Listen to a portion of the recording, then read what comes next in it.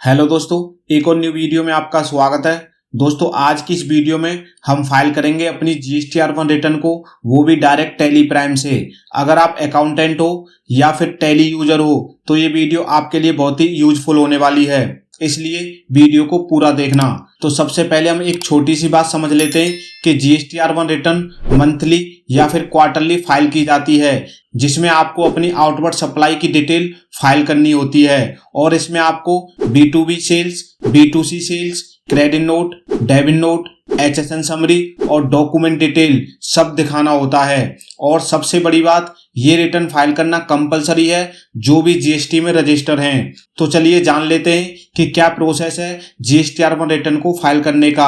अगर आप टैली से अपनी जीएसटी R1 रिटर्न को फाइल करना चाहते हो तो आपको किन चीज़ों का ध्यान रखना है और कैसे आपको अपने डेटा को क्रॉस वेरीफाई करना है, वो सारी चीज़ें इस वीडियो में मैं आपको दिखाऊंगा। और लाइव डेमो दूंगा आपको जीएसटी R1 रिटर्न फाइल करने का, और अपनी जीएसटी R1 रिटर्न फाइल करके भी दिखाऊंगा। तो चलिए वीडियो को शुरू करते हैं। तो जीएसटी R1 रिटर्न को टैली से फाइल करने से पहले मैं आपको अपने पोर्टल पर लेके चलता हूं और वहां पे आपको दिखा देता हूं कि मेरा जीएसटी R1 में क्या क्या डेटा ऑटो पॉपुलेट हो रखा है। तो यहाँ पे मैंने अपने जीएसटी पोर्टल को लॉग इन कर लिया है और यहाँ पे मैंने सितंबर मंथ को सिलेक्ट कर लिया है, क्योंकि मैं सितंबर मंथ की रिटर्न यहाँ पे फाइल करके दिखाऊंगा। तो यहाँ पे मैं सर्च पे क्लिक कर देता हूँ। तो यहाँ पे आपको जीएसटी R1 का ऑप्शन दिख जाएगा। यहाँ पे आपको प्रिपेयर ऑनलाइन पे क्लिक कर देना है। क्लिक करते ही आपके सामने यहाँ पे सारी टेबल्स दिखाई दे जाएंगी जीएसटी R1 रिटर्न की।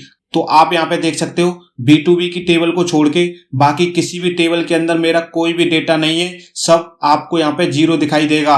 और B2B की टेबल में कहाँ से आया डेटा, ये मैं आपको पहले की वीडियो में भी बता चुका हूँ और यहाँ पर भी बता देता हूँ। तो B2B की टेबल में जो डेटा आता है वो आपके ई इनवॉइस पोर्टल से आता है। मतलब आपका जीएसटी पोर्टल ई इनवॉइस से डायरेक्ट अपने सेल इनवॉइस को यहाँ पे फैच करके दिखा देता है, और ये उन्हीं का दिखाई देता है जिनकी ई इनवॉइसिंग है। अगर आपकी ई इनवॉइसिंग नहीं है तो यहाँ पे कुछ भी नहीं आएगा, आपको मैनुअली डालना पड़ेगा, या फिर आप जेसन फाइल के थ्रू जैसे भी लाना चाहते हो वो लाओगे।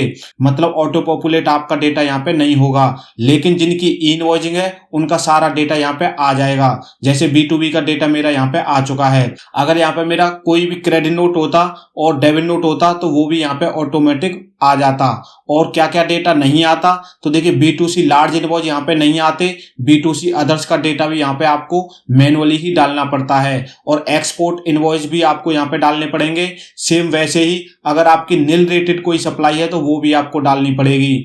और HSN समरी और डॉक्यूमेंट समरी भी आपको यहाँ पे मैनुअली डालनी पड़ती है, या फिर आप ऑफलाइन टूल की हेल्प से भी यहाँ पे अपने डेटा को ला सकते हो। और ऑफलाइन टूल की हेल्प से आप अपने डेटा को कैसे ला सकते हो और कैसे अपनी जीएसटी R1 रिटर्न को फाइल कर सकते हो, उसके लिए मैंने ये वाली वीडियो बनाई है, आप जाके देख सकते हो। इस वीडियो में मैंने सारी चीजें क्लियर करके बताई हैं, जिससे आप इजिली अपनी जीएसटी R1 रिटर्न को फाइल कर सकते हो। तो अभी आपने यहाँ पे सारा डेटा देख लिया कि कोई भी डेटा मेरा यहाँ पे नहीं है, बस B2B को छोड़ के।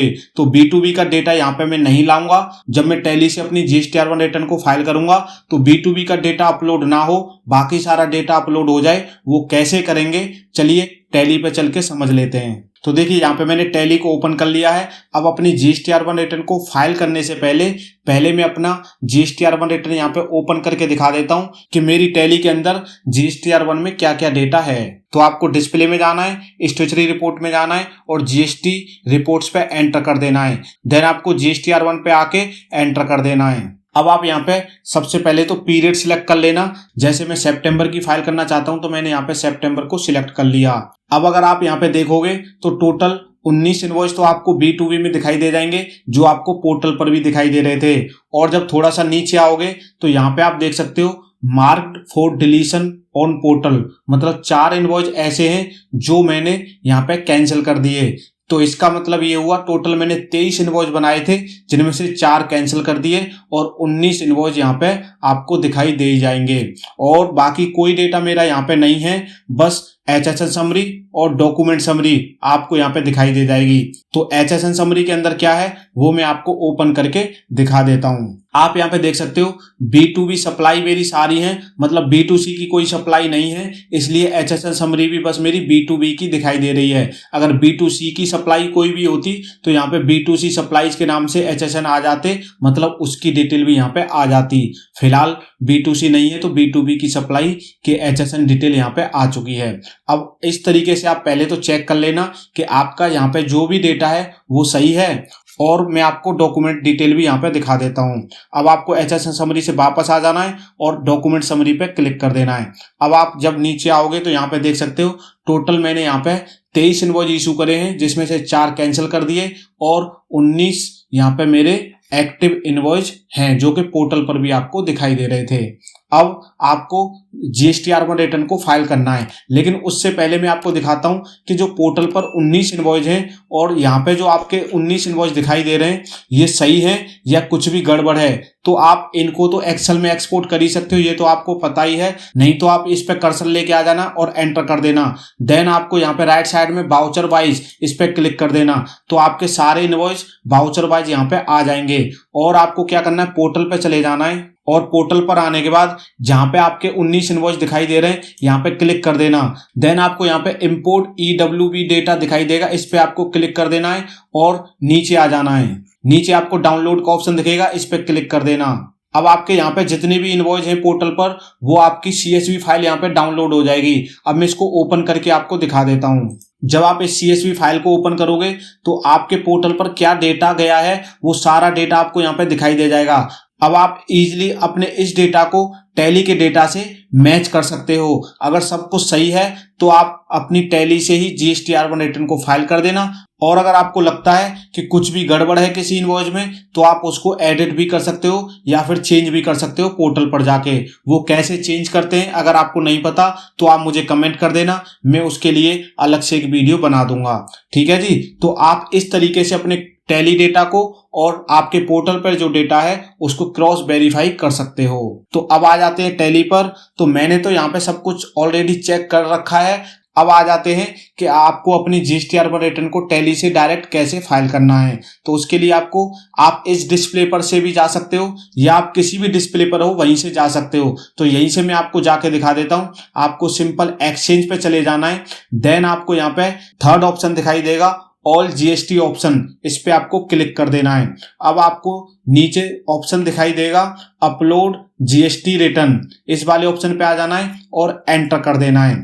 अब आपको यहाँ पे 2 ऑप्शन दिखाई देंगे GSTR1 और GSTR3 भी, लेकिन हमें GSTR1 रिटर्न को फाइल करना है तो यहाँ पे GSTR1 सिलेक्ट करके एंटर कर देना। अब आपके सामने यहाँ पे आपने जितने भी इनवॉइस डिलीट करे हैं और आपकी HSN समरी और डॉक्यूमेंट समरी दिखाई दे जाएगी, लेकिन आपके यहाँ पे वो डेटा नहीं आएगा जो आपके पोर्टल पर ऑलरेडी है। मतलब टोटल 19 इनवॉइस जो आपने इशू करे हैं वो आपको यहाँ पे दिखाई नहीं दे रहा। तो वैसे तो देखो उसको अपलोड करने की जरूरत नहीं है तो इसलिए यहाँ पे वो डेटा नहीं है, लेकिन अगर आपको वो डेटा चेक करना है तो आपको सिंपल बेसिक ऑफ वैल्यू पे चले जाना है और यहाँ पे एक ऑप्शन दिखाई देगा include invoice with IRN information, इस पे आपको आ जाना है और यस कर देना है और इसको कंट्रोल A कर देना है।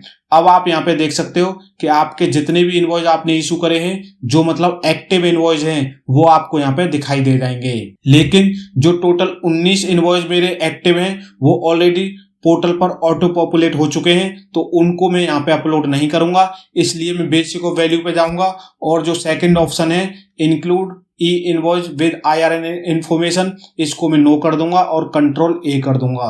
ठीक है जी। अब मेरे को HSN समरी, डॉक्यूमेंट समरी और जो डेटा मैंने डिलीट करा है वही डेटा मुझे वहां पे अपलोड करना है। अब आपको करना क्या है, इस वाली डिस्प्ले पे आके सेंड ऑनलाइन, इस पे क्लिक कर देना है और यहाँ पे आपसे पूछेगा कि आप कंटिन्यू करना चाहते हैं तो सिंपल आपको यहाँ पे यस कर देना है।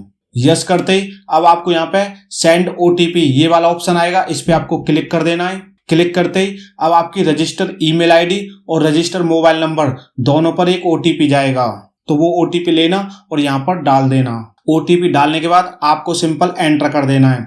एंटर करते ही आपका डेटा यहाँ पे आप देख सकते हो, upload is successful for Maharashtra registration, मतलब सितंबर का डेटा यहाँ पे सक्सेसफुली अपलोड हो चुका है। अब देखिए टैली में तो हमारा डेटा यहाँ पे अपलोड हो गया, लेकिन क्या पोर्टल पर अभी के अभी आपको दिखाई दे जाएगा? तो हम देख लेते हैं पोर्टल पर क्या डेटा हमारा गया है। तो अब आप यहाँ पे देख सकते हो मेरे अभी तक तो टोटल 19 इनवॉइस मतलब B2B की टेबल के अंदर डेटा था, बाकी किसी में डेटा नहीं था। लेकिन अभी आपको HSN समरी और डॉक्यूमेंट समरी के अंदर भी मेरा डेटा दिखाई दे जाएगा।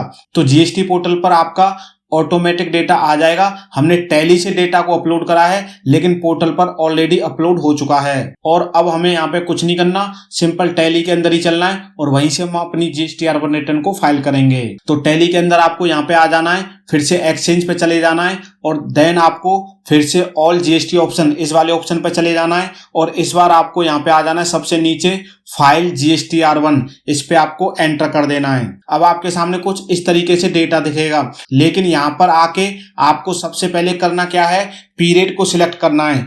कई बार आपका पीरियड गलत सिलेक्ट हो जाता है, तो यहाँ पे मैं क्या करूंगा, सितंबर का पीरियड सिलेक्ट कर लेता हूँ। तो यहाँ पे मैंने सितंबर का पीरियड सिलेक्ट कर लिया। अब मैं एंटर कर देता हूँ। अब आपको यहाँ पे जो डेटा दिखेगा वो सितंबर का ही दिखेगा।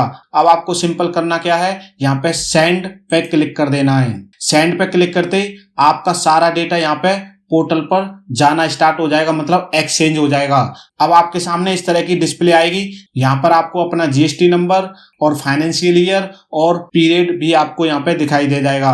बाकी सारी चीजें भी आप यहाँ पे देख सकते हो, सब कुछ आपको यहाँ पे प्रॉपर तरीके से दिखाई दे जाएगा। अगर आप यहाँ पे चेक करना चाहते हो तो कुछ चेक कर सकते हो, लेकिन हम ऑलरेडी चेक कर चुके हैं तो क्या ही चेक करना। अब आपको सिंपल कंटिन्यू फाइलिंग पे क्लिक कर देना है। कंटिन्यू फाइलिंग पे क्लिक करते ही आपका पैन यहाँ पे ऑटोमेटिक आ जाएगा। अगर आपने इससे पहले कभी यहाँ पे टैली से अपनी GSTR1 रिटर्न को फाइल करा होगा तो, लेकिन अगर आपने GSTR1 रिटर्न को फाइल नहीं करा, आप पहली बार कर रहे हो, तो आपको यहाँ पे अपना पैन नंबर डाल देना है। तो पैन नंबर डालने के बाद आपको एंटर कर देना है और यहाँ से फिर से Y प्रेस कर देना है। यहाँ पे Y प्रेस करते ही आपके रजिस्टर ईमेल आईडी और रजिस्टर मोबाइल नंबर पर एक OTP जाएगा, उसको यहाँ पे डाल देना है। यहाँ पे OTP डालने के बाद आपको सिंपल एंटर कर देना है और एक और बार एंटर कर देना है। अब आपकी GSTR1 रिटर्न यहाँ पे सक्सेसफुली फाइल हो जाएगी। अब व्यू समरी करना चाहते हैं तो व्यू समरी कर सकते हैं, लेकिन मैं आपको GST पोर्टल पर ही जाके दिखा देता हूँ कि वहां पे रिटर्न फाइल हुई है कि नहीं हुई। तो मैंने GST पोर्टल को यहाँ पे लॉगिन कर लिया। अब मैं पीरियड सिलेक्ट कर लेता हूँ सितंबर मंथ का और सर्च पे क्लिक कर देता हूँ। सर्च पे क्लिक करते ही आप देख सकते हो सितंबर मंथ की रिटर्न यहाँ पे सक्सेसफुली फाइल हो रखी है, मतलब फाइल्ड आपको दिखाई दे जाएगा। और जब मैं आपको व्यू करके दिखाऊंगा तो आपको सेम डेटा देखने को मिलेगा। आप देख सकते हो सब कुछ यहाँ पे सेम है, मतलब यही रिटर्न हमारी फाइल हुई है। तो दोस्तों इस तरीके से आप अपनी GSTR1 रिटर्न को फाइल कर सकते हो डायरेक्ट टैली प्राइम से। तो दोस्तों इस वीडियो में इतना ही, मिलते हैं ऐसी किसी नई वीडियो में नई जानकारी के साथ। तब तक के लिए आप सभी अपना बहुत बहुत ख्याल रखें।